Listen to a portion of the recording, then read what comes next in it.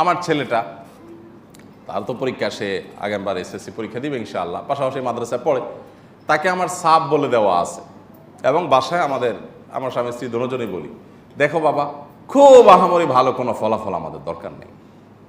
তুমি যদি মোটামুটি ভালো ফলাফল করতে পারো তো আলহামদুলিল্লাহ, না করতে পারলেও আলহামদুলিল্লাহ, কোনো টেনশন নিও না। তোমার উপর কোনো চাপ নাই।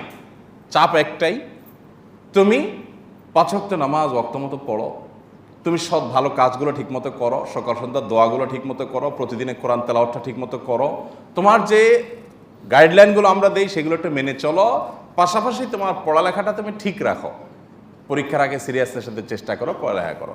এরপরেও যদি তোমার পরীক্ষার ফলাফল খারাপ হয়, তুমি টেনশন ফ্রি থাকবা, এটা নিয়ে আমাদের কোনো আক্ষেপ নাই, আমরা ধুমসে রান্নাবাড়া করে খাবো, তুমি টেনশন নিও না। আমার মেয়েও এবছর দাখিল এসএসসি পরীক্ষা দিছিল। আমি সকালে একটা টেলিভিশন চ্যানেলের প্রোগ্রামে গেছি, দেখি যে ফোন বাসা থেকে, কি হয়েছে, সে পাস করছে, আর্ন করছে। আমাকে আলহামদুলিল্লাহ। এক সাবজেক্টে অনেক খারাপ করছে, আমাকে আরো জোরে আলহামদুলিল্লাহ। দুনিয়া নিয়ে এত টেনশন করার কিচ্ছু নাই, এত চাপ দেওয়ার কিচ্ছু নাই। বেশিরভাগ অভিভাবকরা সন্তানদেরকে এমন প্রেসার দেন, নকল কেউ সাধে করে, কারণ ওর জন্য একটা ডু অর ডাইর ব্যাপার। আপনি এই পর্যায়ে নিয়ে গেছেন ছেলেকে, আরে বাবা কিসের do or die? Dhaka medical কলেজে এক ডাক্তার আছে, আমার বন্ধু মানুষ, আমাকে প্রায় বলে, ভাই এইসব রেজাল্ট এসব মেধা রেদা এগুলোকে আমরা মা বাপরা যেভাবে মাজা গামছা বেঁধে নিয়ে নিছি, আসলে একটা মানুষের জীবনে সুখী হওয়া, তার ক্যারিয়ারটা কাঙ্ক্ষিত জায়গাতে সে চলে যেতে পারা, ক্যারিয়ারটা ভালো হওয়া, এগুলোর সাথে এগুলোর সম্পর্ক, অর্থাৎ ফলাফল ভালো হওয়ার সম্পর্কটা আমরা যতটা মনে করি একেবারে গুলির মতো, এরকম না। আমাদের সাথে কত ভালো মেধাবী ছাত্র ছিল, গ্রামে একই স্কুলে পড়ছি, আজকাল ওরা গ্রামের আমি ঘুরতেছে, আর আমি ঢাকা মেডিকেল কলেজের ডাক্তার। ও আমার চেয়ে ভালো ছাত্র ছিল, আমি জানি, কিন্তু আজকাল ওর কিছুই করতে পারে না, টিউশন করে কোনো রকম পেট পালতেছে, আর আমাকে আল্লাহ তাআলা অনেক ভালো জায়গা নিয়ে আসছে। আবার এমনও আছে যে আমি অনেক ভালো, আরো বড় কিছু হওয়ার প্ল্যান ছিল, কিন্তু আল্লাহ তাআলা আমাকে আরেক দিক নিয়ে আসছে। তো এগুলো সবগুলো আল্লাহ সুবহানাহু ওয়া তাআলার ফয়সালা।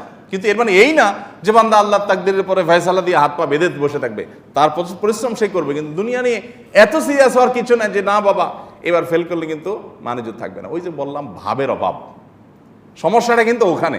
ছেলে ভালো ফলাফল করে নাই, মেয়ে ভালো ফলাফল করে নাই, এটাতে আসলে বাপ মারা তো ঝামেলার কিছু না। অনেক বাপ মা আছে, পয়সা করি, ব্যবসা বাণিজ্যের অভাব নাই, গতানুগতিক একটা সার্টিফিকেট দরকার, সামাজিক স্বীকৃতি দরকার, বিয়ের শাদীতে কি পাস করছে বলা দরকার, এইটুকু হলে চলে।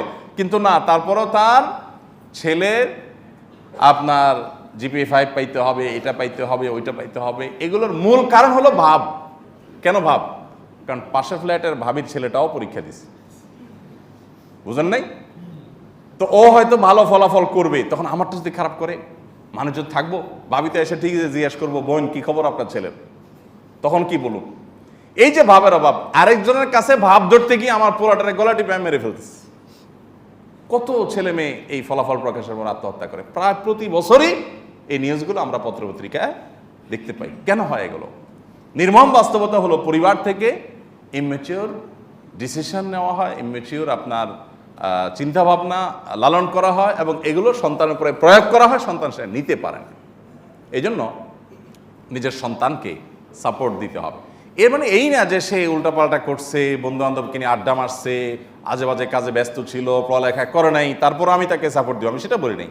তাকে আপনি শাসন করেন যে বাবা তোমার ফলাফল নিয়ে আমার আপত্তি নেই, আপত্তি হলো তোমার অ্যাটিটিউড নিয়ে, আপত্তি হলো তোমার লাইফস্টাইল নিয়ে, আপত্তি হলো তোমার সময় নষ্ট করা নিয়ে, আপত্তি হলো তোমার চেষ্টা না করা নিয়ে। তুমি চেষ্টা করছো, তোমার চেষ্টা আমি স্যাটিসফাইড, আলহামদুলিল্লাহ। আমার পরীক্ষা তুমি পাস করে গেছো, ওই মাস্টাররা রেজাল্ট কি দিবে না দিবে ওইটা আমার দেখার কোনো দরকার নাই। ওটা তুমি পাস করছো আলহামদুলিল্লাহ, না পাস করছো তাও আলহামদুলিল্লাহ, তুমি এটা নিয়ে কোনো টেনশন নিয়ে নিও। পাশের বাসার কোনো ছেলে পরীক্ষা দিছে, নিচের ফ্ল্যাটের কোনো ছেলে পরীক্ষা দিছে, তার সাথে তোমার কম্পিটিশন করতে হবে, এই অসুস্থ প্রতিযোগিতা আমার দরকার নাই। তার সাথে তোমার কম্পিটিশন হবে ফজর নামাজ নিয়ে। ওই ভাবি যদি জিজ্ঞাসা করে যে বোন আপনার ছেলের কি খবর, আমার ছেলে তো জিপিএ 5 পাইছে, জিজ্ঞাসা করবেন যে আপনার ছেলে কি ফজর নামাজ পড়ছে আজকে জামাতের সাথে পড়ে নাই, আমার ছেলে পড়ছে আলহামদুলিল্লাহ। এটা হবে আমার ক্যারিয়ারের জায়গা, এটা হবে আমার কম্পিটিশনের জায়গা। আল্লাহ আমাদের অভিভাবকদেরকে বোঝার তৌফিক দান করুন।